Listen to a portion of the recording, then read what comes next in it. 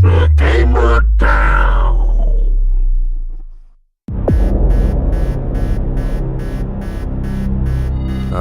Yes, and here we are again, friends. This is The Gamer Down, and I am your host, Dark Hostess, with Rift Insider, episode number 4. And my buddy Stubby just insisted on showing you his new dance. We haven't named it yet, but I think we're going to call it the Buggy Swimmy. How about that? Yeah, the bugs, they aren't 100% out of the game yet. And, that's to be expected. That's to be expected. But I don't feel that the game was rushed.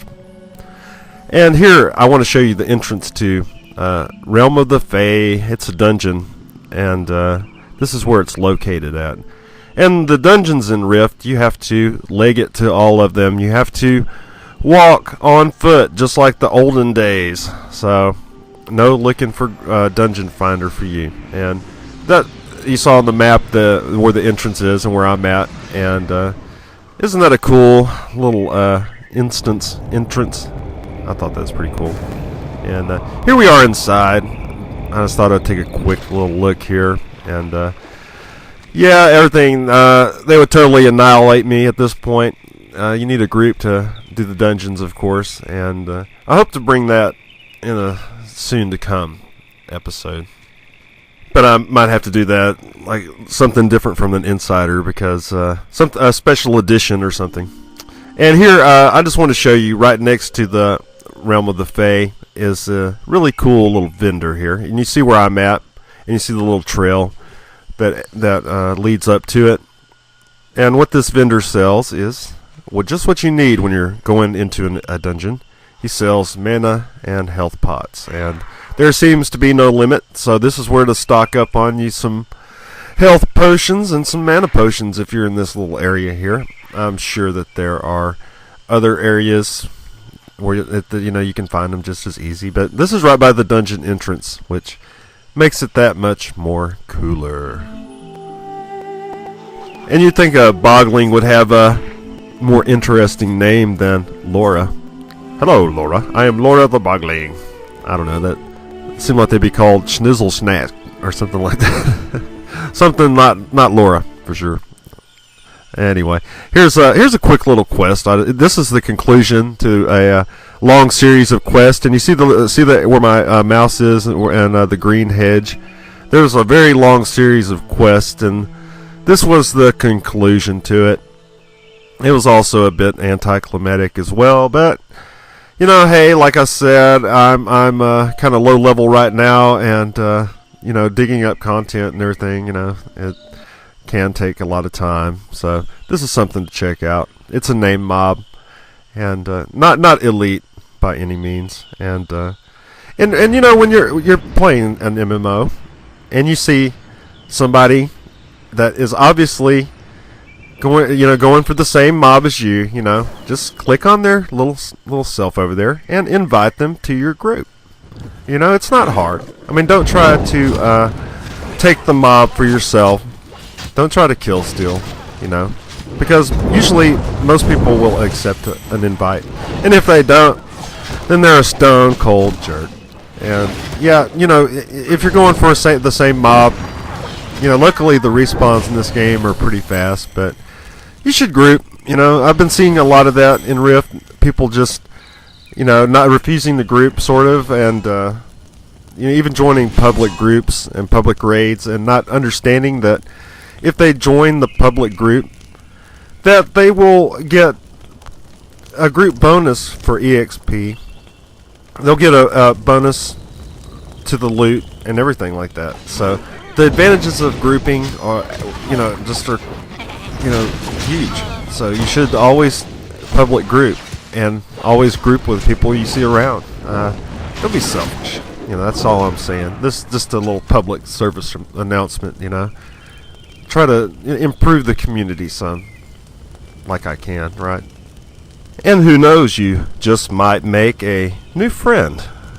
This is how I've usually made most of my friends in MMOs, because it's just a spontaneous group. And, I may never see this person again. But hey, this is usually how friendships start, you know.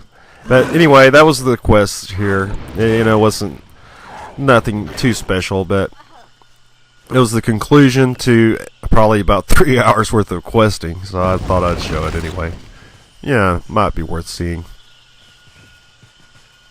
And he rides off into the sunset on his two-headed turtle. And here I am at the Argent Glade, and I wanted to give you a look at the different professions in this game.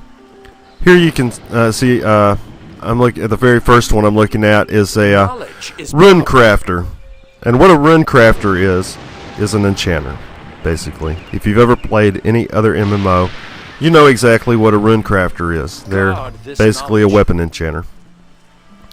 And here, an outfitter. What they are tailors. They make cloth and they make leather armor. So, why they chose to not just call them tailors and enchanters, I don't know. I mean, they chose these really old English names, you know, that people aren't accustomed to. They should have just went with the norm and made it easy on everybody. Like here, an artificer. You know, when's the last time you heard that word, artificer? Yeah. What they are the jewelry makers. They make the jewelry. The rings, the necklaces, all that good stuff. So, yeah, they should have just went with the normal names. I mean, you know, people are going to have such a hard time remembering, you know, these things. And then, you know, they go with the normal name on here. You know, a weaponsmith. Yeah, you can make weapons in this game. So that might be something to consider. I don't know what the profit would be on most of these professions. What the best one to choose would be, because the game is just too new to make those kinds of decisions. You know, I imagine all of them would be fairly profitable because everything is going to be needed. And here's the armor smith. What do you want to learn? So this is for the plate armor, and this is probably what I'm going to be taking myself as a warrior, but I haven't fully decided yet. You know, I'm still a noob to this game as well. You know, like I've mentioned a few times. And oh yeah, the rift just had to spawn right in the middle of the damn place, so I had to just haul off and go mess with this for a few minutes. Yeah, the rifts have been spawning like mad everywhere. So yeah, I cut that out so you wouldn't have to go through that. And here I had to look at the last of the professions, apothecary, which is your potion maker. So yeah, you know, I mean, when you are ready, it's easy enough to figure out, but why they did not choose the normal names that most everybody in the whole world would know right off the bat, and they chose more bizarre names, I'm not so sure. And here are the secondary professions, and there's butchering and foraging, you know, and that's basically skinning and herbalism. And there's also mining, which is self-explanatory. And here's all the laboratories and the forge and all the things you need to get your professions going. And I know that I always am, you know, I'm on the Guardian side, so all my commentary is Guardian-oriented. And I know we have a lot of Ascended out there playing, and I've started an Ascended guy, so I can hopefully bring, you know, Defiant information as well. And I just thought that this is my new guy, Jen Kobe. Yeah, that's my other name I've used for quite a while. And look at that awesome looking mob right there, covered in human skulls and everything. I got a jacket like that. Yeah, I don't wear it too much though. And here you can see I've been reduced to just a head and swords. And there are bugs still in the game, and there's not a lot of nothing game breaking I've come across, but the floating head and the swords things, that might be something to look into getting fixed. I mean, that's you know, I can deal with my pet swimming in midair and walking. But here, I just want to show you the PvP goods vendor, and he's also in Argent Glade as well. And instead of honor, like you would find in WoW, it's called favor, and you earn favor. And yeah, here I am with the floating heads again, and I just thought I would show you a quick little quest. I thought it would be something a little more special since it was one of the story quests, and because it has the gold background, and that usually means it leads up to some spectacular quest, but it just led up to me dying. That's what it led up to me doing. It just led up to me dying. So here, yeah, I'll just show you this quest real fast. It's pretty far north of the quest giver, and there I just sacrificed Stubby. You know, there's a ton of mobs there, and instead of fighting my way through, I end up falling and losing almost all my health. And yeah, stuff is just a couple of levels above you. You know, is just gonna beat your ass in. You know, that's just gonna be the way it is. You know, levels mean a whole bunch in this game, and I especially couldn't beat a mob that was that many levels above me after losing that much health. So anyway, I just went ahead and just used my soul walk right here. That is one neat thing that I do like, is that you do get to save one graveyard run, but it kind of takes forever for your guy to come back to existence here. And yeah, so I decided to take on this jerk just one more time, and he is pretty challenging. You know, I mean, I had to pull out all the stops, but like I said, I'm under leveled, it seems, for this quest. And this quest, it does have a follow-up, so we will see the conclusion to this quest. I was just too low level to accept the follow-up, so anyway, something worth seeing. And like I said, we're going to see the end of it eventually. And yeah, this guy, he just about did me in too. And I thought he probably was going to kill me, but you see, like there, I'm just he does some sort of spell, or like throws tar or whatever it says, and you lose complete control of your guy, and you just kind of wander around. And during that time that you've lost control, you're not doing any damage, and he's beating you silly. So anyway, I had to use all the stops. I had to use my potion. I had to use my pet. I had to use, you know, I was spamming my buttons like a madman, trying to get this guy down. And like I said, this quest is the midpoint, and we'll continue on with it. This was just the main name mob that we had to take out for it, and I just wanted to show it to you real quick. And there we go. And I believe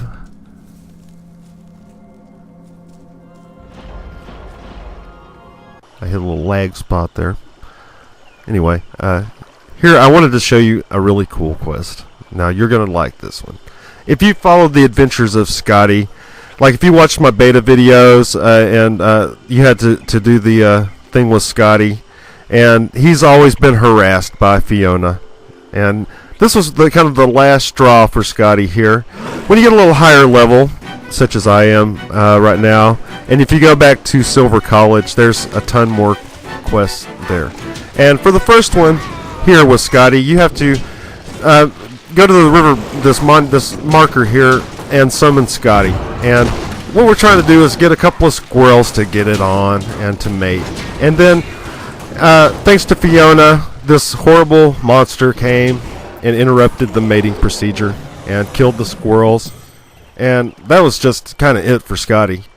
Scotty had it with Fiona, and it was time to get a little revenge on Scotty's behalf. You see how upset the little guy is? He just runs off crying. You know, I mean, may you live heartbreaking to watch that little scene. And so I gave Fiona her quest back, because she was the one that pulled the trick on Scotty there in the first place. And now it's time for a little bit of revenge here. And Scotty's little friend, he has a plan. And the plan involves first me borrowing a wand from one of the friendly little wizards around here. Good to see And you. there's a couple of them. And this is a pretty Best of funny luck. quest. I think you're going to really get a laugh out of this. And so what you do is you borrow the wand here, and this part is pretty easy, you know, just go get the wand from this guy. And the next part, I thought you went back to the original Scotty here. And this is not where you go. This is not the right place to be, alright? So if you are doing this quest, don't go back to Scotty. You have to go to the crossroads here. And the very first thing you do is click on the rock. And that will bring forth Scotty and Fiona so they can finally put an end to this struggle they've had between each other for so long. And I use the one on Scotty, and check him out now. Steroids in full bloom. And he just chases her around and gives her a little hell, but it's funny to see. I mean, this was the best story I've come across in the game. I mean, I really got a good laugh out of it. And he just boots her off the hill there. That's good. Then he breaks into his little victory dance and heads off into the sunset. And alright, we're going to go turn it in. And that's been it for this Rift Insider, episode number 4. This is The Gamer Down, and I am your host, Dark Hostess. Be sure and subscribe. I know that at least 100 people watch these videos every day, so yeah, subscribe, help the channel out. And when you turn the quest in, you also get an achievement. So, see you next time.